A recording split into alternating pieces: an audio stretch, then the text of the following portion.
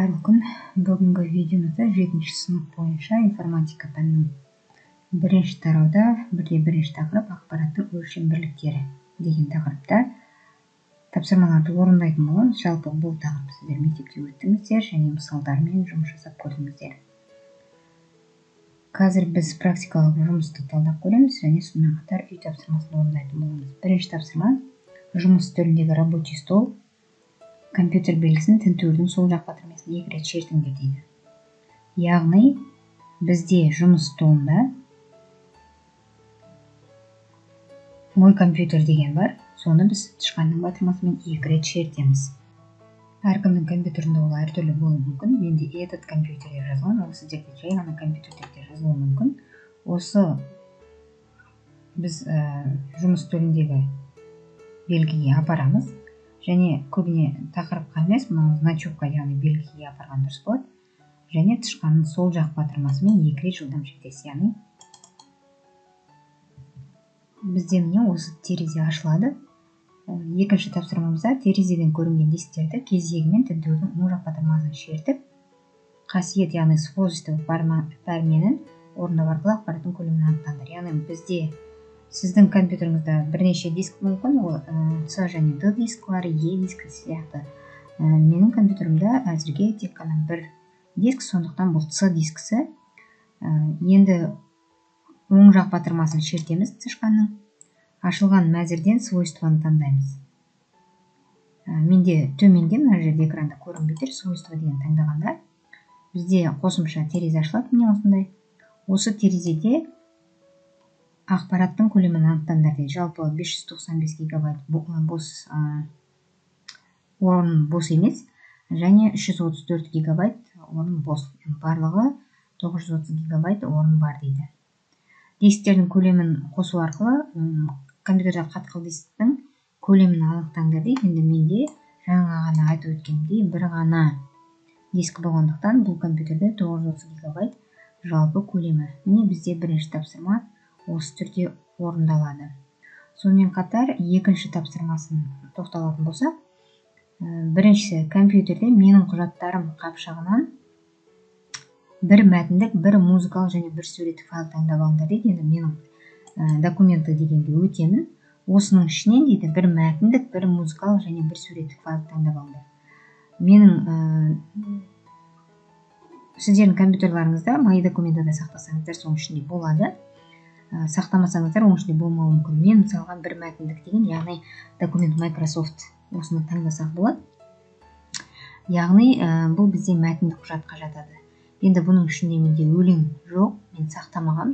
Мына жерде 5678 MP4 дейді бұл видео. MP3 болса, бізде ол өлең екенін білесіздер. Сонымен қатар бір суреттік файл таңдап алыңдар дейді. Қарап көрейік, image жоқ қойды менде. Міне менде MP3 бар екен, өлең бар, мен таңдадым. Міне WhatsApp image дейді. Бұл да бізде суреттік файл, яғни 3 файлды таңдадық. Бұл біреуі суреттік, біреуі музыкалық және мына жерде открытка деген мәтіндік редактор. Яғни үшеуінде таңдадық. Таңдап алынған файлдардың көлемін жеке-жеке анықтап салыстырыңдар дейді. Енді көлемін анықтау үшін осының үстіне барасыздар, тышқанның оң жағын басасыздар. Тізімнен свойство деген команда таңдайсыз. Міне тізім ашылды ғой. Мына жерде менде көрінбейді, сәл төменде тұр. Свойствоны басасыздар. Міне осы жерде көлемін анықтайсыздар. Міне көлемі берілген. Әр қайсысын ашамыз. Мысалға бізде жаңа мынандай сурет болған. Бұның да свойствосын ашамыз. Так, мына мәзірдің ішінен свойство деген таңдайсыздар. Міне көлемі жазылған. Яғни әр қайсының көлемі берілген. Және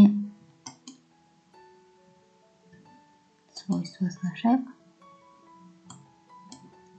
Мына жерде көлемі берілген.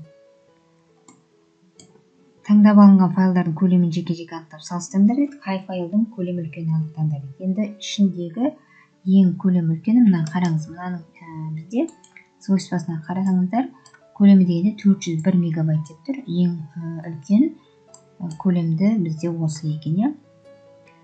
Негізі музыка болса, мына жерде менде мынау mp4 екен, видео. Өлең болса, оның көлемі әрине кіші болады. Себебін зерттеңдерде жалпы медиа файлдар, яғни өлең болсын, видео болсын, олар кішкене көлемі көбірек болады.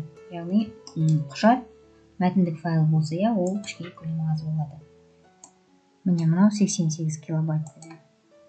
Осылай орындаймыз. Бұл бізде практикалық жұмыстардың орындалуы. Яғни біз бүгін осымен практикалық жұмыстарды аяқтаймыз да бірден үй тапсырмасына өтетін боламыз.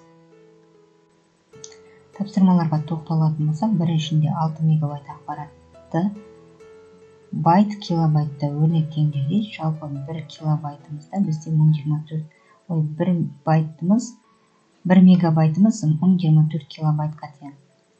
Олай болса, осыны біз орындаймыз, яғни көбейту арқылы. Қажетті ақпаратты жазып алады. Бірінші 1 мегабайтымыз 1024 байтқа тең. Килобайтқа тең. Килобайт. КБ. Ал 1 килобайтымыз 1024 байтқа тең. Так, енді 6 мегабайт ақпарат берілгенімізде осыны килобайтта өрнектендіреді. Ол дегеніміз, өрнектейтін болсақ, 6-ны көбейтеміз 1024-ке. Тең болады осы килобайт бізде. 6144 килобайт болады. Енді 6 мегабайтты байтқа ауыстыру үшін килобайтты тауып алдық қой, осы килобайтты 1024, 1 килобайтта 1024 байт бар ғой. Олай болса, осы 6144-ті көбейтеміз 1024-ке. Тең болады 6.291.456 байт. Яғни 6 мегабайтымыз килобайттан өндірсек 6144 килобайт. Байтпен жазатын болсақ 6.291.456 байтқа тең. Шығару жолы түсінікті деп ойлаймын. Біз қайдан алдық мына 1024-ті? 1 мегабайтымыз біз білетінімізде 1024 килобайтқа тең. Біреуі, олай болса, 6-ны осы 1024-ке көбейтесіздер, сонда 6 мегабайтыңыз 6144-ке тең. 1 килобайтыңыз 1024 байтқа тең, олай болса 6144 килобайтымыз 1024-ке көбейтсек 6.291.456 байтқа. Так, екінші тапсырма, кітаптағы 110 мегабайт ақпаратты информатика сөзінің қаншасымен ауыстыруға болады. Енді бұл жерде бізде информатика сөзінің, яғни анықтап алуымыз керек қанша екен. Жалпы бір символ 1 байтқа тең болатын болса, информатика сөзінде неше байт бар? Информатика 11. 11 символ, олай болса 11 байт деген сөз, е? Енді қараңыздар, кітаптағы 110 мегабайт ақпарат, бізде барлығы 110 мегабайт ақпарат бар. Жалпы бұл есепті шығару үшін 110 мегабайтты біз байтқа алмастырып алу керек боламыз. Яғни жаңағы 1 мегабайтта 1024 килобайт және 1 килобайтта 1024 байт бар, е? Бұндай есептерді шығарғанда жалпы либо бәрін көлемін бірдей қалдырып аласыз, е? Мегабайт, байт болуы мүмкін емес, екеуі бірдей, немесе байт болады, немесе мегабайт болады. Енді біз 110 мегабайтты бірден алмастырып аламыз байтқа, немесе байтты мегабайтқа алмастыруға болады. Енді 110 болатын болса бізде, осыны ішінде 1 мегабайтымыз 1024 қой. 1024 килобайт, е? Алдымен килобайтқа алмастырып аламыз, сонда бізде 112.640 килобайт болады. Енді осыны байтқа алмастырамыз. Яғни тағы да 1024-ке көбейтеміз. Өйткені 1 килобайтымызда 1024 байт бар. Көбейтеміз 1024-те. Тең болады. Так. 115 миллион 343 мың 360-ға. Ол бізде байт. Енді 110 мегабайт ақпаратты дейді. Информатика сөзінің қаншасымен ауыстыруға болады? Информатика сөзі бізде 11 байт. Олай болса 115 миллион 349 мың. Так. 343 мың. 343 мың 360 бөлінеді 11-ге. 11 байт. Екеуі де байт, е? Яғни 11-ге бөлген кезде осы сөзбен қаншасын алмастыруға болады? Яғни 10 миллион 485 мың 760. Яғни осынша сөзбен алмастыруға болады екен. 110 мегабайт ақпаратты информатика сөзін жазу үшін 10 миллион 485 мың 760. Енді мына жерде біз білеміз, неге аудармай тұрмын, өйткені бір символ бір байт болғандықтан осынша сөз деп айтып жатырмын. Түсінікті ғой, е? Үшінші есепке тоқталатын болсақ, толық аты жөндерін қанша бит және қанша байт болатын есептеу арқылы табыңдар. Енді бұл жерде тапсырманы өздеріңіз орындайсыздар, жалпы орындау реті. Аты жөніңізді жазасыз, қанша символ бар, сонша символға бөлесіздер, е? Мысалға, атыңыз Ержан болатын болса, қанша бізде символ бар? Ержанда 5 символ. Мына жерде толық аты жөні деген, мысалы, Ержан Аманов деген толық аты жөні. Әкесінің аты мысалға Асланович болсын. Қалай орындайсыздар? Мынау символдарды санайсыздар. 5, 6, 7, 8, 9, 10, 11, 12, 13, 14, 15, 16, 17, 18, 19, 20. 20 символ болса, онда бізде неше байт бар? 20 байт бар. Толық аты жөндерді бит және байт болатын есептеу арқылы табыңдар дейді. Байтты таптық, енді бит болу үшін бізде бір байтта 8 бит бар. Бір байтта 8 бит бар, е? Осылай көбейту есептейсіздер. Қайталап айтам. Мына жерде аты жөндеріңіз, сіздердің өз аты жөніңіз болады, сондықтан 20 байт деген бәріне келетін жауап дегенді білдірмейді, өйткені әркімнің аты әртүрлі және мұндағы символдар саны әртүрлі. Енді төртінші тапсырма, 1 гигабайт ақпаратты желіде 512 секунд ішінде тасымалдасақ, онда ақпаратты жеткізу жылдамдығы қанша болады? Ақпараттың көлемі бізде 1 гигабайт. 1 гигабайт. Және жылдамдығы бізде 512 секунд дейді. Ақпаратты жеткізу жылдамдығы қанша болады дейді. Ақпаратты жеткізу жылдамдығын анықтауымыз қажет. Яғни қараңыздар, бұл жерде ақпараттың көлемі берілген. Енді бізде жалпы тасымалдауға арналған уақытты анықтау үшін бізде мынау мысалды қолдансаңыз болады. Міне, жылдамдығын, яғни 120 мегабайт ақпаратты 8 минутта тасымалдау жылдамдығын есептеп көреді. Біздің де есебіміз тура осы түрде. Сондықтан осыны қолданып шығарсаңыздар болады. Бірінші ретте біз не істейміз? Мына жерде секундпен берілген екен уақытымыз, сондықтан оны алмастырмаймыз, яғни секунд болып қалады. Ал мына жерде мына жерде бізде Т екен ғой, мынау секунд, жылдамдық емес Т. Біріншіде анықтаймыз. Бізде 1 гигабайт ақпарат берілген. 1 гигабайт ақпарат білесіздер. 1024 мегабайт, 1 гигабайтымыз ол 1024 мегабайт. Яғни 1024 деп жазып аламыз мегабайтқа алмастырғанда. Енді осы 1024-ті килобайтқа алмастырамыз. Килобайтқа алмастырған кезде ол бізде 1024-ке көбейтіледі, өйткені 1 мегабайтта 1024 килобайт бар. Олай болса, бұл бізде 1 миллион 48 мың 576 килобайт болады. Енді осыны бізге байтқа алмастыруға тағы да 1024-ке көбейтесіздер. Яғни бізде енді үлкен сан шығады. Одан қорқудың қажеті жоқ. 1 миллиард 73 миллион 741.824. Енді осы байтты битке алмастырамыз, өйткені бит секундына беріледі. Сондықтан битке алмастыру керек. Енді бір байтымызда 8 бит бар еді. Значит, не істейміз? Битке көбейтеміз, яғни 8-ге көбейту керекпіз. Олай болса бізде 8-ге көбейтек, 8 миллиард 589 миллион 934 мың 592 бит шығады. Яғни бит. Бит деп былай жазып қояйық. Енді екінші амалда не істейміз?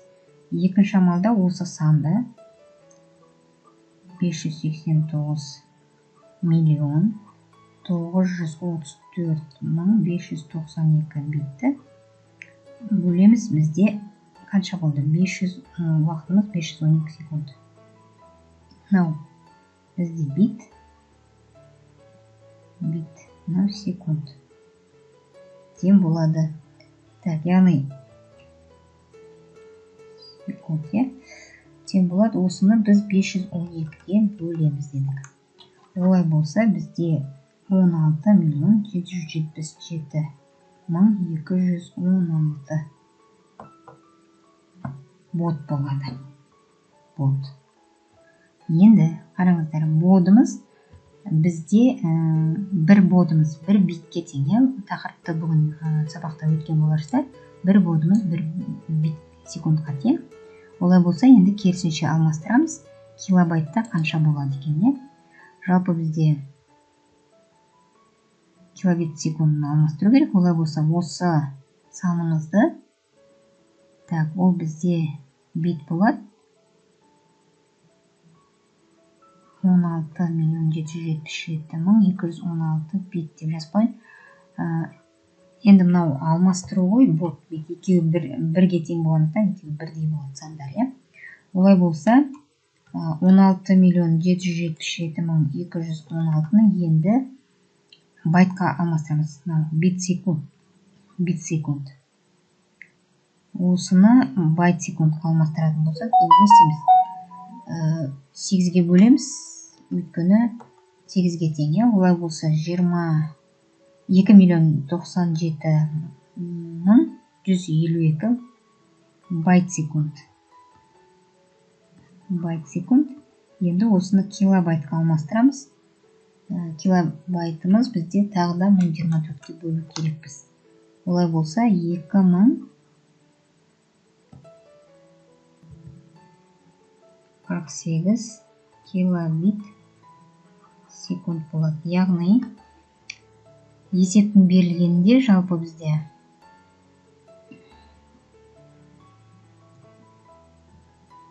1 гигабайт ақпаратты желіде 512 секунд ішінде тасымалдасақ, онда ақпаратты жеткізу жылдамдығы қанша болады? Яғни 248 килобайт секундына жеткізеді екен. Не осы түрде болады?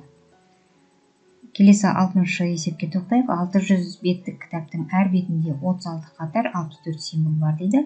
Осы кітаптағы ақпаратты 64 килобайт секунд жылдамдықпен тасымалдау үшін қанша уақыт қажет? Енді бұл есепті де сабақта өткен мысалдың негізінде шығарсаңыздар болады. Қазір ол мысалды көрсетемін және шығару жолында көрсететін боламын. Кітап ВК деп қойып, кітаптың көлемі бізде 600 бет, 36 қатар және 64 символ. Мен бірден байтқа алмастырып алам. Яғни оларды өзара көбейтеміз. 600 бетті кітаптың 36 қатары бар дейді және 64 символ бар дейді әр қатарда сондай. Жалпы бізде 1 миллион 382 мың 400 байт ақпарат бар. Енді қараңыздар, осы кітаптағы ақпаратты дейді 64 килобайт секундына осы жылдамдықпен тасымалдайтын болса қанша уақыт қажет дейді. Алдыңғы есепте керісінше болған, уақыты берілген болатын және біз жеткізу жылдамдығын тапқық. Ал бұл жерде жеткізу жылдамдығы барда уақытты табу керек болады. Яғни формуланы қолданасыздар. Мына жерде түсінбей қалсаңыздар қайталап айтып кетейін. Бір байт, бір символ бір байтқа тең болғандықтан мен бірден байт деп жаздым. Негізі мына жерде символ саны осыған тең болады. Содан кейін аударатын болсақ, мына жерде қысқартпай былай жазатын болса иә. Мынаны көбейту арқылы мен символдар санын анықтап алдым. Символдар. Иә, содан кейін оны байтқа аударғанда біреуге тең болғандықтан ол байтта да тура осы сан болады. Мынау символдар саны. Енді қараңыздар, 64 килобит секунд дейді, яғни бұл ақпаратты тасымалдау жылдамдығы. Егер 8 байтта 1 бит болатын, 1 байтта 8 бит болатын болса, онда 1.382.400 байтымыз көбейтеміз 8-ге тең болады 11.059.200 битке. Егерде секундына 64 килобит ақпарат жүретін болса, онда 64-ті көбейтесіздер 1024-ке тең болады 65.536 бит. Сәйкесінше енді уақытын анықтаймыз. Ол бізде 11.059.200-ді бөлеміз осы 65.536-ға. 1 секундта 64 килобайт ақпарат жүретін болса, онда килобайтымыз 1024 көбейтеміз, сонда осынша бит болады. Сол арқылы есептеп жатырмыз. 168,75 секунд уақыт кетеді екен, яғни осы көлемдегі символдарды жіберу үшін, немесе осынша көлемді байт ақпарат жіберу үшін 168,75 секунд уақыт кетеді. Міне бұл бізде 5-ші есептің жауабы. Бүгінге осымен видеоны да аяқтаймыз. Видео ұнаса лайк басып қойыңыздар. Келесі тапсырмаларды өткізіп алмас үшін міндетті түрде каналға тіркеліңіздер. Және каналға өзіңіздің сыныптастарыңызды, достарыңызды шақырып, осы каналмен бөлісіп отырыңыздар. Егер де осы видеоның қаралымы жақсы болатын болса, онда келесі тапсырмаларды, видеоларды каналға талдап шығаратын боламын.